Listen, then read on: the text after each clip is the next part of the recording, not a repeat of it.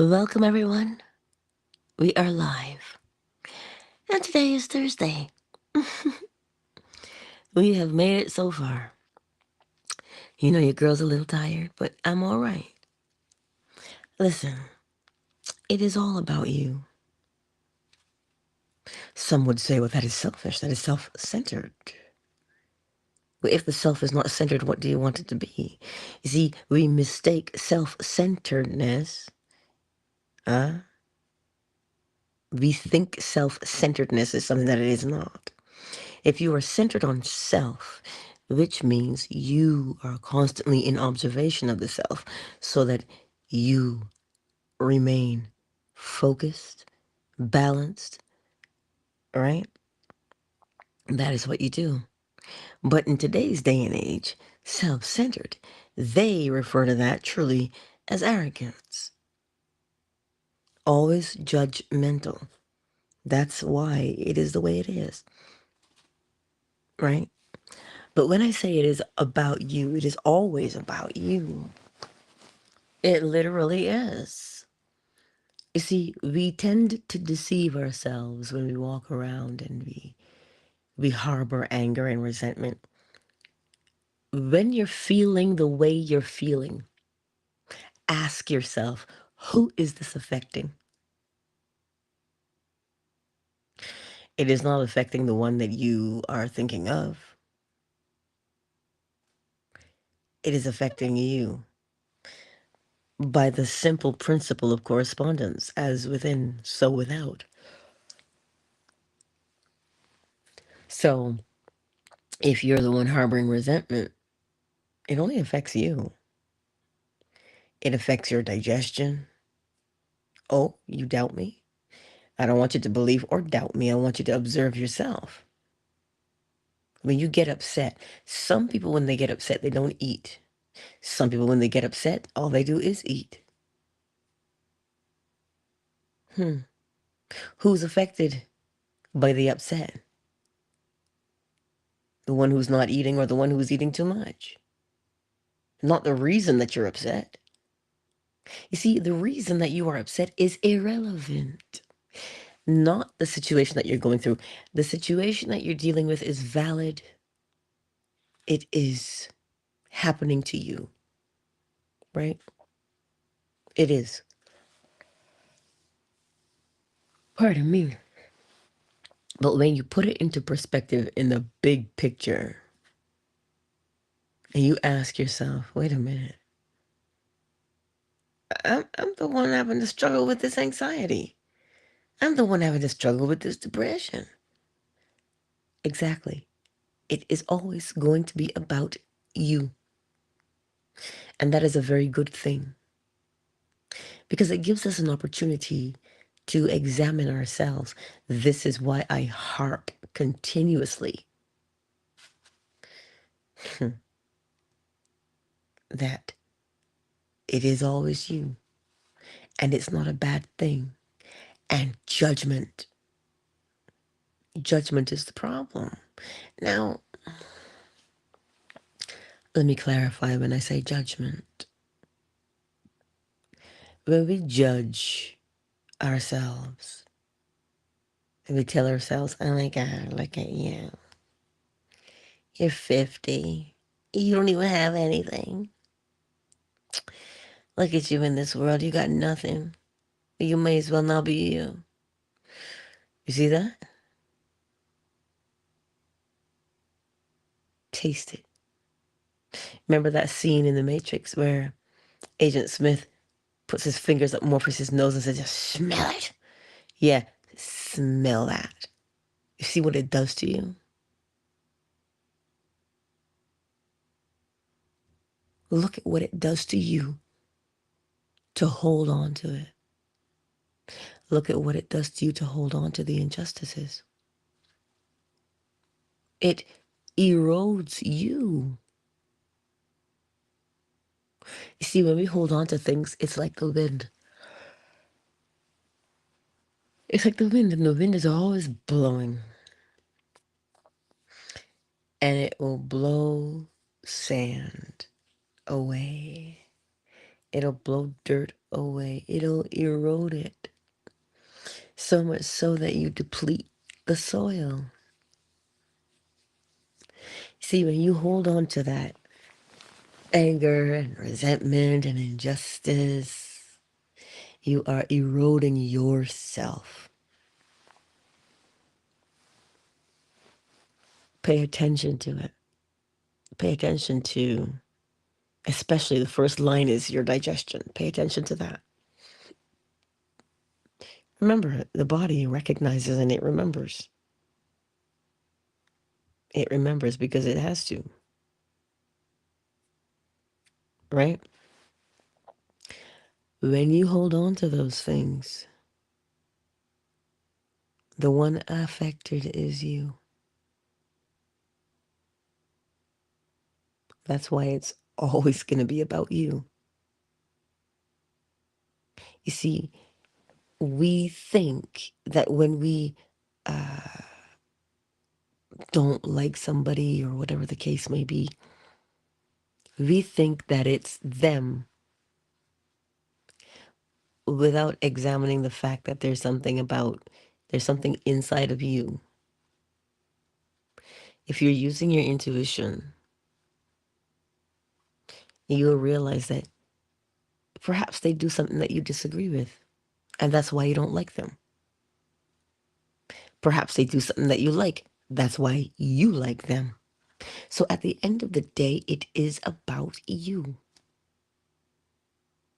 Your likes, your dislikes, your wants, your desires.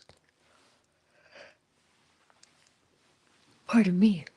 We always choose from what we are. That's how we choose. Like the man who came in and bought the wine that he liked the label of.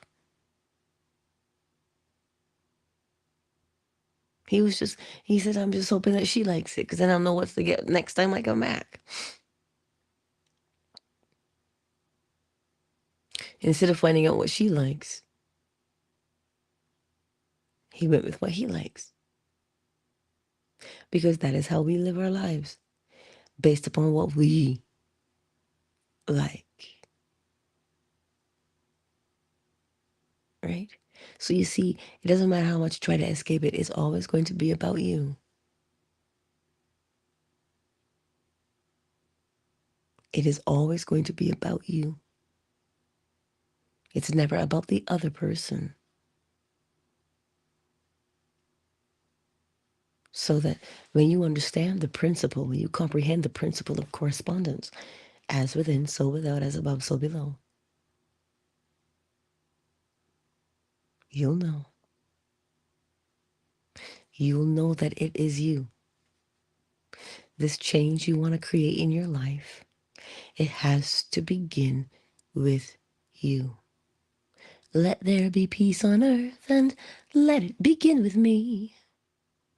Let there be peace on earth, the peace that was meant to be. Right? Those things. That song is so old. But it's telling you to let it begin with you. It must begin with you. You are the pebble. The first pebble in the pond is you.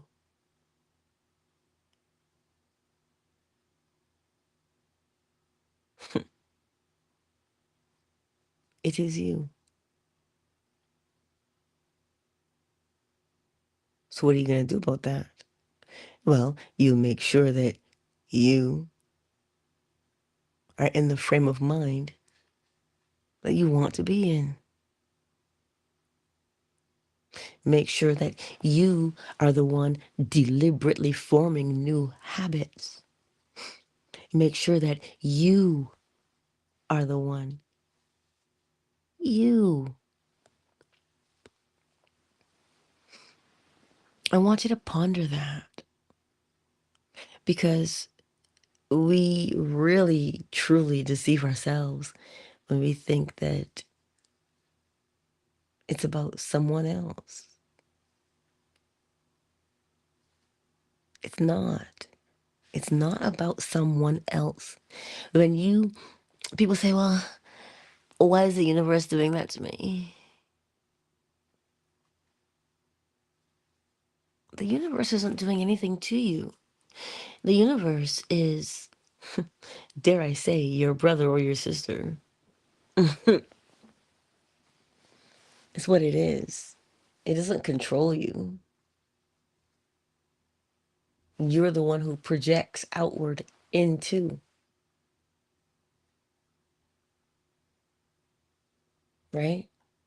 So then if you're projecting from within to the outside, the universe isn't holding you back. It's not challenging you. It's not punishing you. It is giving to you that which you say you are. How? Through the principle of correspondence. As within, so without. So you take your time to examine what is within you. If you start paying attention to what's within you, you'll know when feelings of insecurity arise. You'll know when feelings of confidence arise, because you'll be able to feel them as they rise. That's the point. You'll be able to feel them as they rise because you're paying attention, right? As opposed to saying, well, I don't know why this is happening to me. Examine it and you will see why. Then you see why, you don't judge the why, because now you're pointed in a different direction. You're planting a different seed. You're planting the seeds of judgment.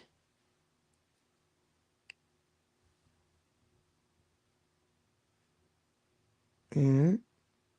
Think about it. You're planting the seeds of judgment. Oh, I can't stand this person. Blah, blah, blah, blah, blah. Oh my God. Oh my God. What are you doing? You're pushing it out of you. You see, when Neville Goddard says, everybody is you pushed out, who's doing the pushing? The self is doing the pushing. And where is you pushing it from? Within. So whatever mental attitude you have, you're the one pushing it outward. Right? Think about that. You want to move forward in life? You have to. Life is like, you need a ride. So if you don't drive yourself and use your GPS, perhaps you take Uber. But either way, you're going to have to give a destination.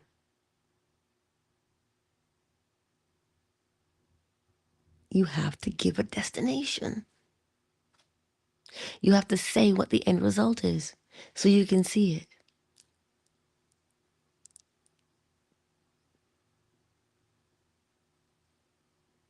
Well, how else will you get there? And the moment you say what your destination is, you will get a plethora of routes to take.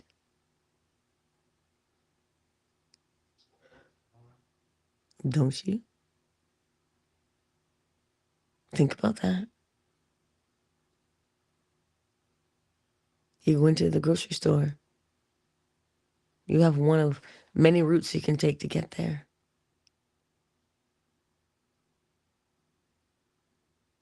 That is exactly what life is. You've got to choose the desired outcome. So it is always going to be about you.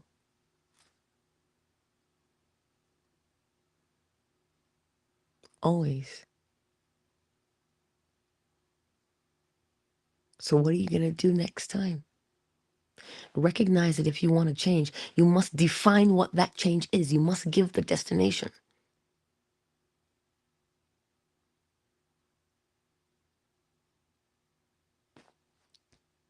Why, Angela?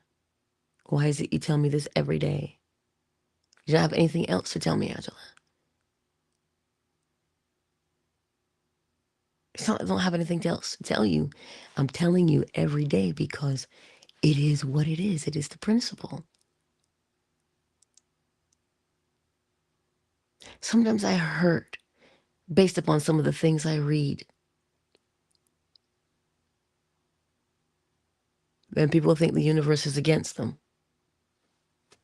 When they think they've done something so bad in a previous existence that they now have to suffer in this one.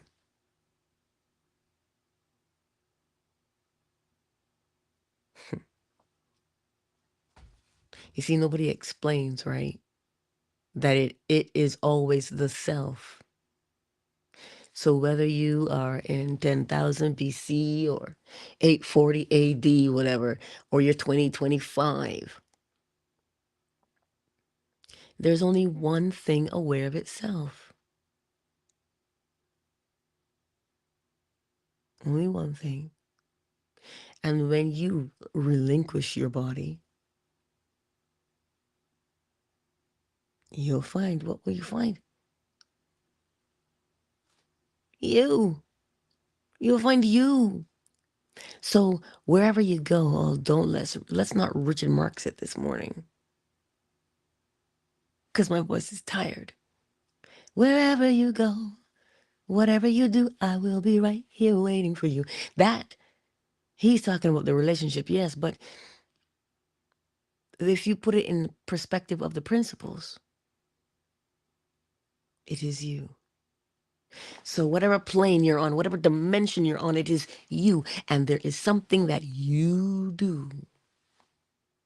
Because we don't lose our memories.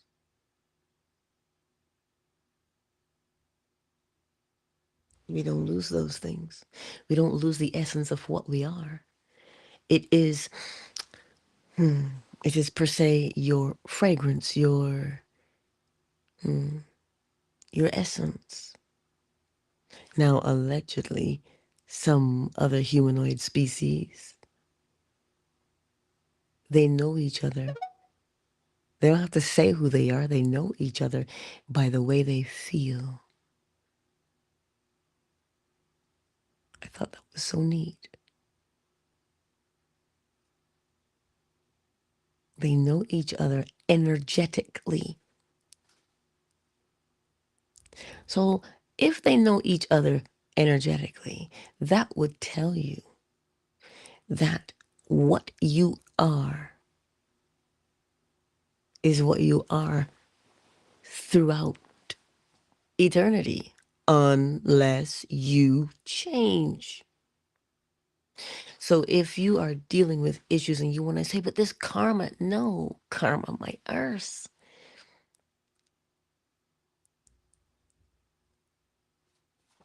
It has to do with what your signature is.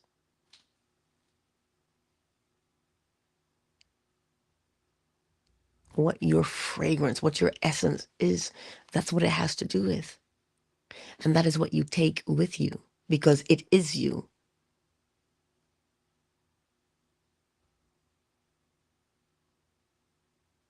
Right? It's you. So if you are presently in the mindset of woe is me,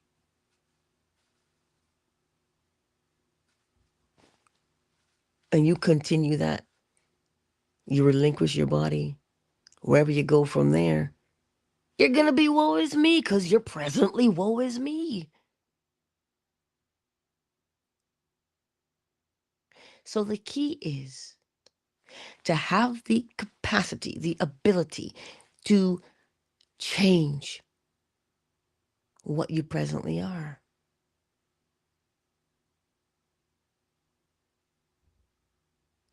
Why? So that when you change. And you can go anywhere now and you know what you'll be. You know what kinds of experiences you'll have because you know what your essence is.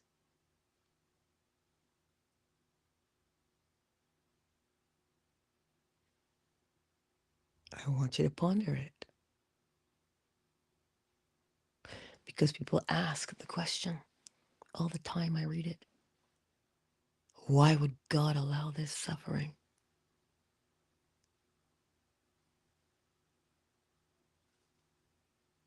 God doesn't allow suffering.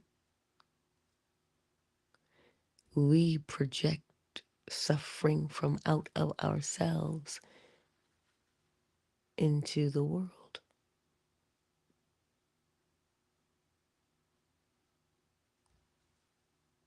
Oh my. As within, so without. If you are constantly tormented in your thoughts, what do you think comes out of your mouth when you speak?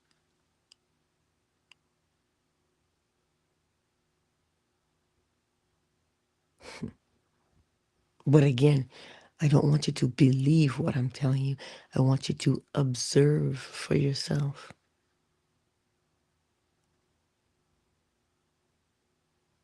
Take your time with it, and you'll realize that it is the self. So how do you move from one state of mind to the next? Well, first of all, we do it naturally. Naturally, when you're hungry or you're thirsty, what do? You reach for food or water. Naturally.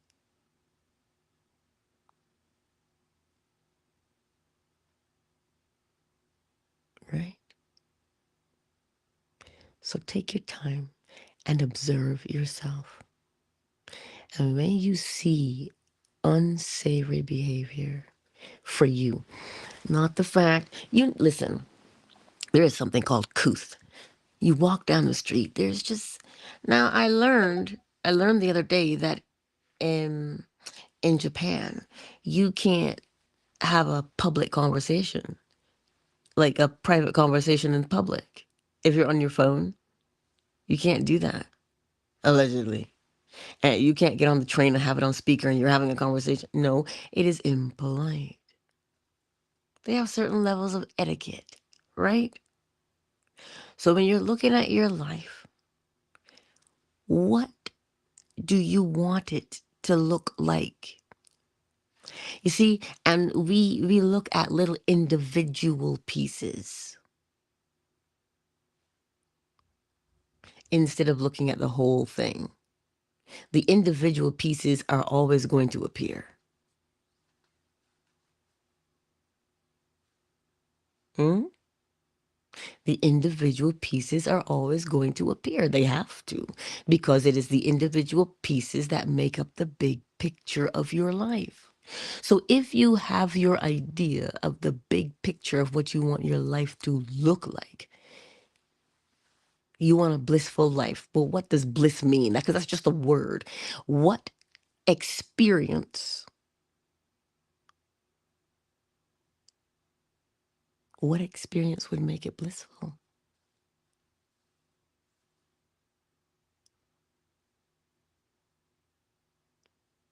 What would make it blissful? Well, I would dot dot dot. Oh, I would do this. Oh, I would do that. I'd be this, I'd be that.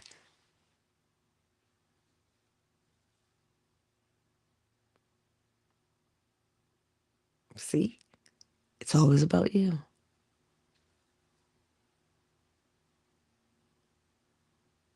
It is always going to be about you because you're the seed that you're continually planting. This is why in the quote unquote manifestation community, you don't get what you want, you get what you are. That's what it means. You're the seed. What are you? That's what you get back. Not what you want. What you want is just what you want. But it doesn't work that way. It always works around the sense of seed. What is that seed? Because when you plant it, well, that's what you'll become. So you have to become the seed of that thing. So if you're looking for security, what incident would show you that you are secure?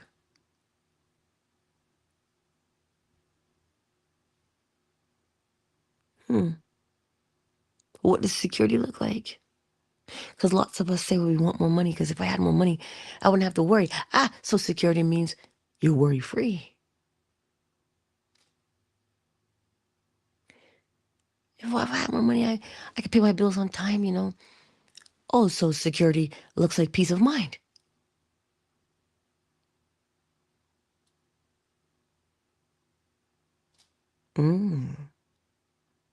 So that's why you define. And once you define it, now little experiences will happen that match that thing that you are. They must correspond.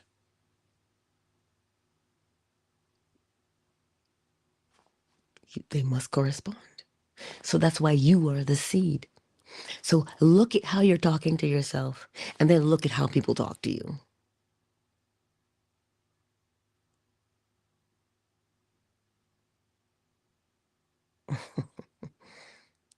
Look at it. You're the one putting the words in their mouth because you're projecting them out.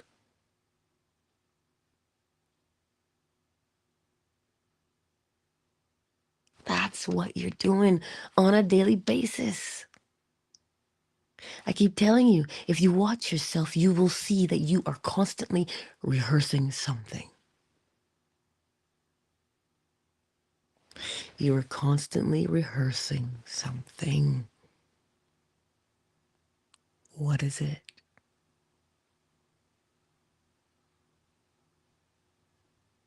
What are you rehearsing all day, every day? And the moment you are distracted or you take your attention somewhere else, you come back to the one that you trained yourself to have as a habit. I don't think you understand the beauty in that design. Some would speculate that that's why we were made in the first place. To obey, not to question. But if you look at it, where'd they get their information? But that's another day. Observe the self and observe what you are rehearsing. A beautiful young lady came in last night. And of course, I'm watching her. And I said, you don't even know what you want. She goes, well, I don't know what I want in wine. Because I asked her, is there something I can help you find? She goes, yeah, you can find a husband. And I said to her, well, what are you looking for?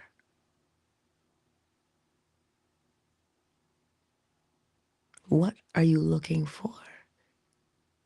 I said, you must define that. But in the defining of what you're looking for, you begin to see the unfolding of your own self. You see your preferences. And if you pay close enough attention, you might see your biases too. Oh,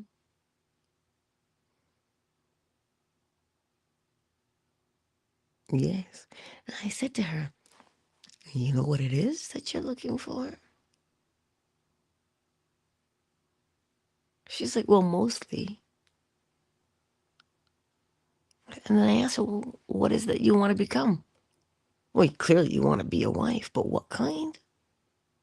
Because then that is what will give birth to the man you're looking for. So that when you see him, you'll say, oh my God, what a coincidence.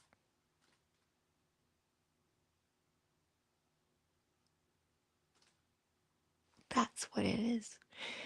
And she was looking for a good Zinfandel, but she didn't want to buy American because, you know, with the tariffs and such and how it is.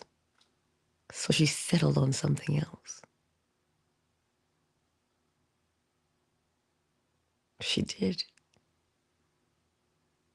She said, well, I didn't find my Zinfandel, but you told me how to find a man, so we chuckled about that. Turns out we have the same prefix for our names. And I met a pigeon in the grocery store. But that's another story. You see, the reason I say these little incidents that we experience are pieces of the puzzle coming together of our lives based upon what you say that you are. So when you ask the question, well, why would this happen to me? Because it is an experience that corresponds to the very essence of who you say you are. That's why that particular thing happened to you. Because of the essence of what you are. And now they will come for me and say, so you're saying I brought this on? Oh, good morning. Come on, good morning. Yeah, I told you. How apt that he would chime in right there. So you're saying I brought this on myself? Feel the anger of that statement and see that it is devoid of understanding. See it. When you say, oh, I brought this on myself, I would never do that to myself. No, not deliberately, but because we are walking with the pain of it, because we're walking with the anger of it, because we're walking with the injustice of it.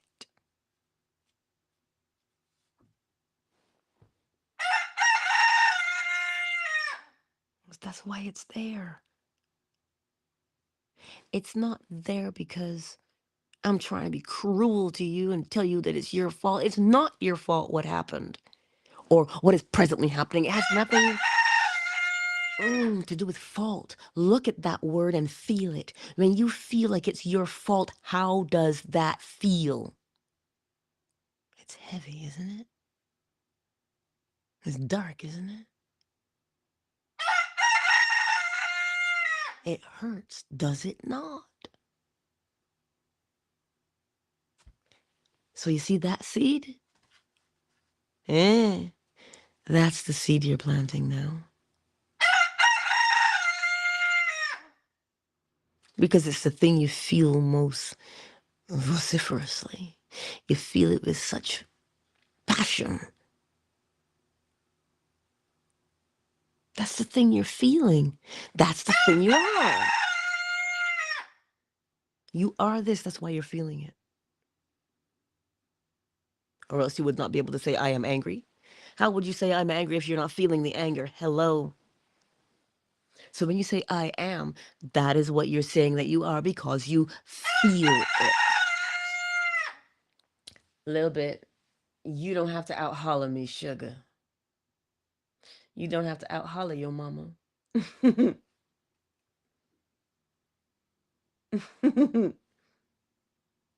Yeah, I'm talking to you.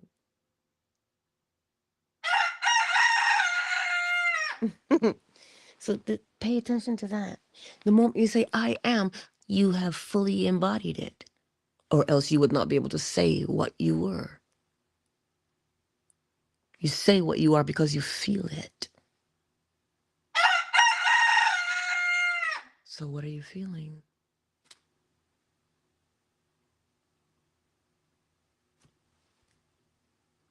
Pay attention to those things. And you will see why the patterns keep repeating over and over in your life. That's why I tell you that the feeling of it's your fault. You see that guilt, that shame. You feel how icky that feels, how it makes you feel. And then you get mad.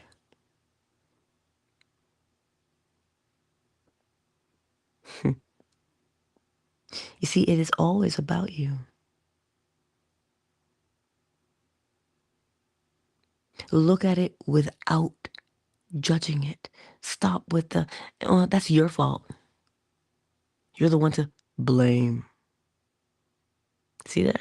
See that? Roll around with that for a minute and tell me how you feel when you're in it. Guilt and blame. You see how it does not feel good? And that now becomes a seed.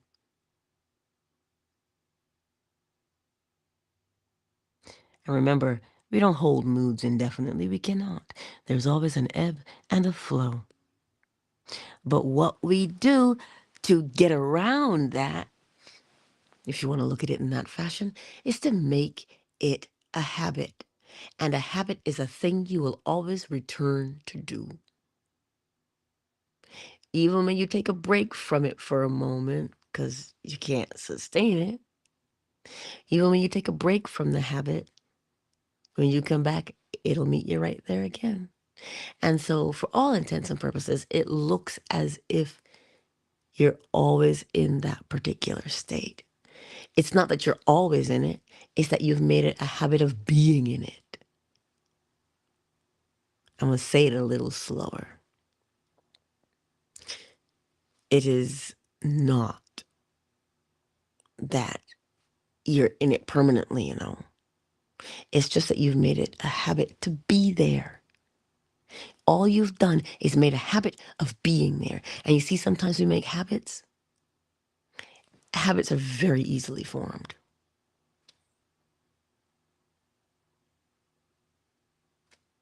Well, you thought they were more difficult. You're just doing the same thing the same way every time. Habit. And because that's what we do, so naturally, we don't see when we're building them. This is why learning to be deliberate, that's what's important. So that you can make the habit that you know will serve you.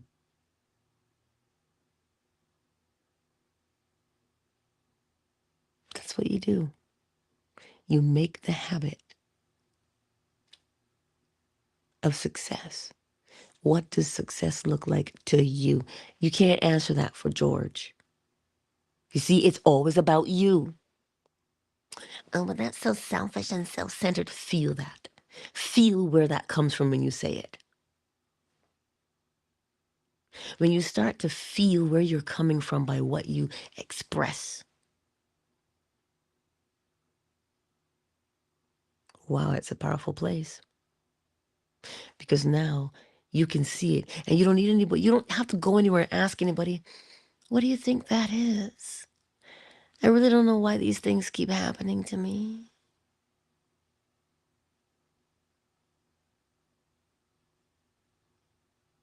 You will see that it emerges out of you.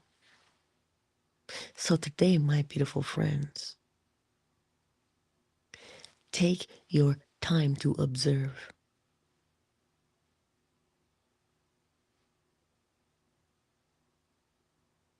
Take your time.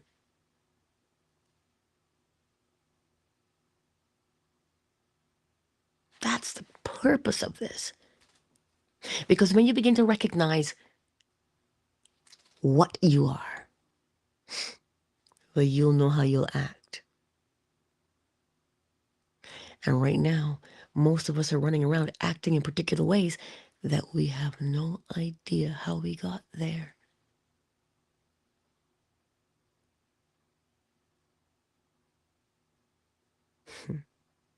I trust that makes sense to you today. Because when you know yourself, you'll know your own inner voice. You'll know it.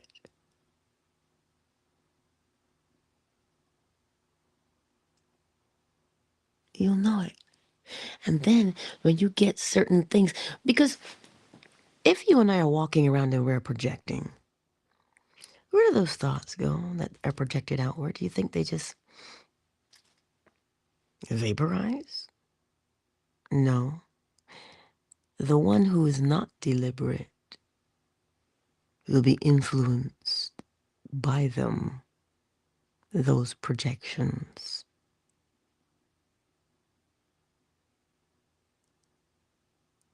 Oh, oh, you want me to say it again for you? We are always projecting, but the one who does not deliberately project is influenced by the projections of others. See, that will take care of itself so long as you become deliberate.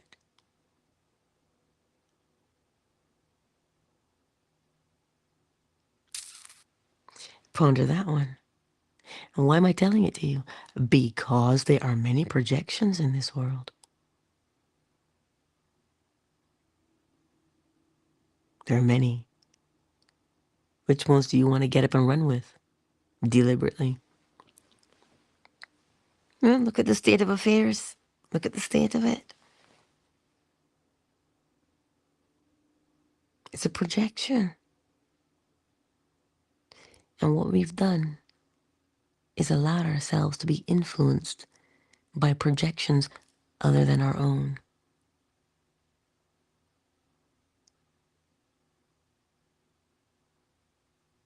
I trust that it makes sense to you today. Just start with that one. Just start with the recognition without judgment. Because when you start with the recognition of it, that is 98% of the work.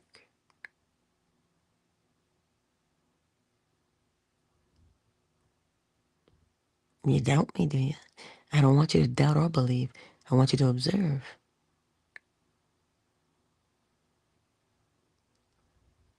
Just observe it, and you'll see it for yourself. Well, some would venture to say, but Angela, I told you, confirmation bias.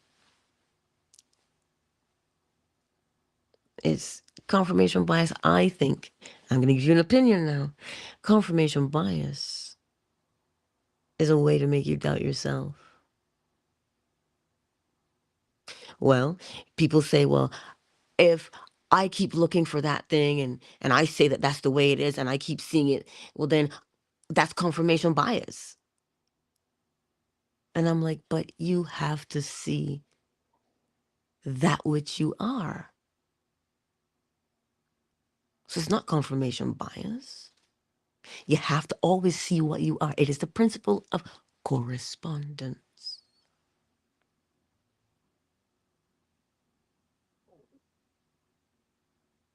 Right? And I read somewhere, because I know a lot of people read Neville Goddard, a lot of people.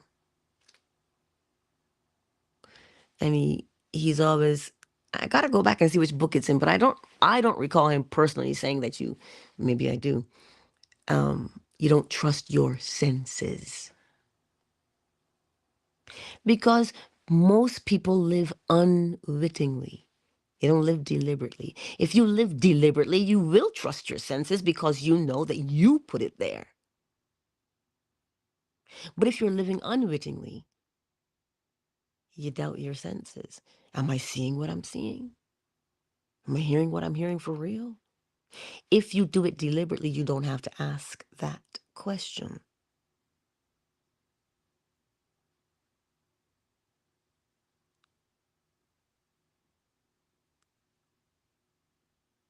Oh, if you do it deliberately, you do not have to ask that question because your senses will confirm for you what you have set out to do. Look at the time.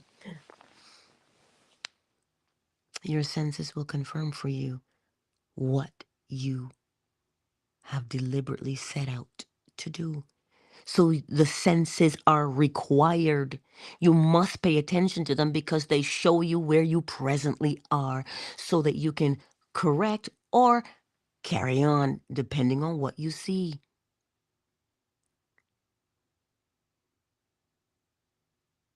But only people who practice techniques do that.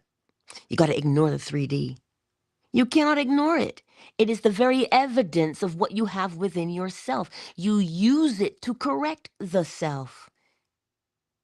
If you say, I'm going to start walking into rooms confidently, what does confidence look like? Firm handshake, eye contact, listening attentively. Those are some of the things that confidence looks like. So if you say you're going to walk into a room and be confident, but you walk into that room and you find that you're looking down at your feet and you're shuffling, hello, look at what you're doing.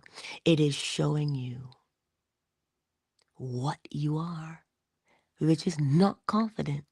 And it's holding it into your face and pushing it up your nose and saying, smell it. Is that what you want? Did you not say you wanted to be confident? Well, then act as if you are confident. Because the more you act as if, you make that as if a habit. And then you continually do it.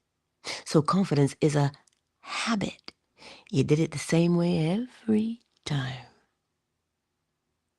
So you must use the 3D, because the 3D is always going to show you. It will always correspond. As within, so without.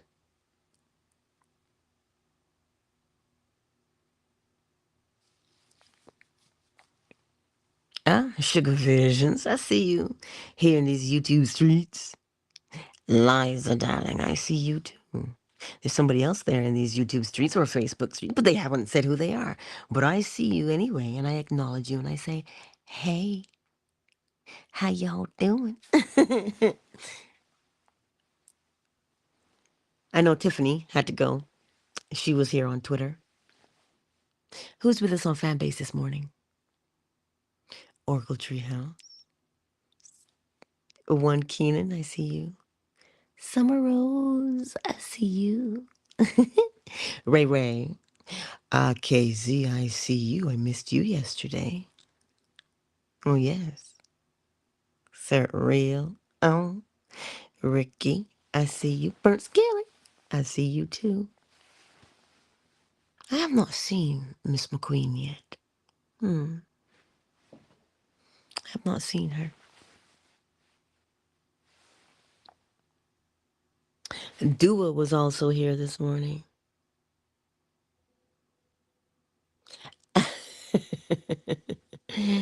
Ricky, I know, right? Matrix is something else. Dr. UR was in the house? What? Ow. Wow. I see you, Dr. UR. So this morning, as you go forth into the world on this glorious Thursday, see, when Scripture says, all things work together for good for those that love the Lord. Scripture says that. But do you understand what it means by way of law? You see, the senses, if you are unwittingly living in it, can be a snare, a trap. Because you get caught up in your feelings and you think that that's all there is. But if you use your senses deliberately, you'll know who and what you are at all times.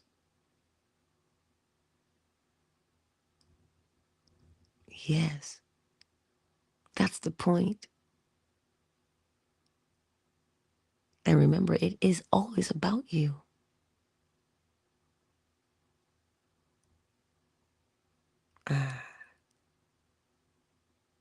Go through this day and simply observe.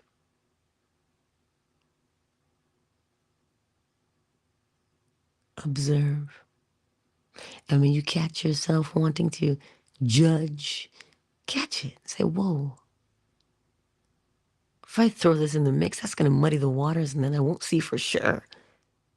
Let me practice being level-headed.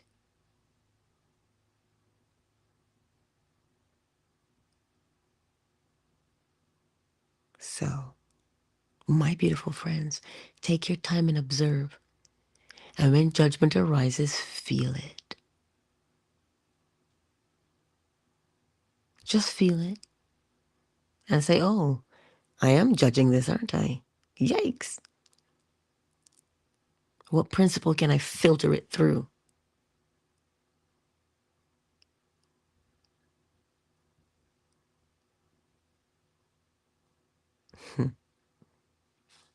Ponder.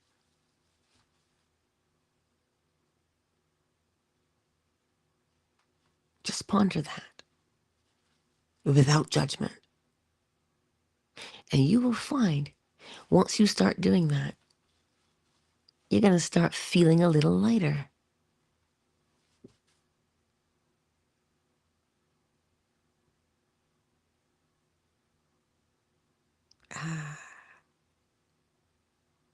I am looking forward to your DMs about this.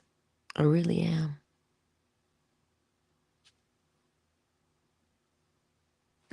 How beautiful. Anywho, don't let me keep you, guys. Don't let me prattle on. I'll go and feed my babies before he starts hollering at me again, talking about, feed me, mama. But remember, it is about you. Always.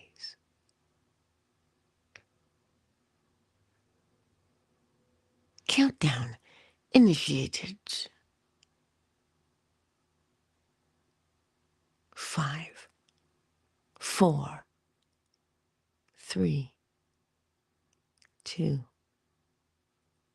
And you know I'll see you here tomorrow, Eastern Standard Time, 7 a.m.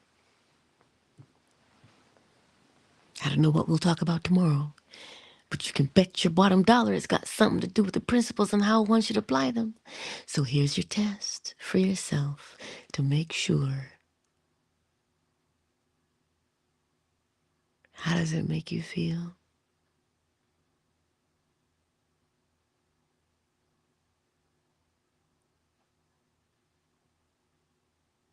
Yes. Go forth and know that I love you. Technically, I'm a stranger, but it is me. And I do love you. And I do want the best for your lives.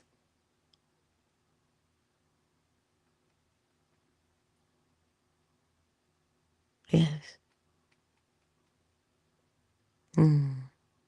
I do.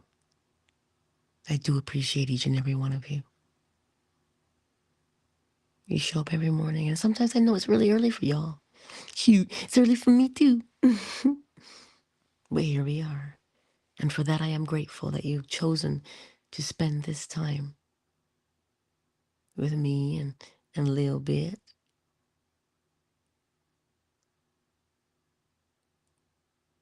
Yeah. Peace out, everybody. Peace out.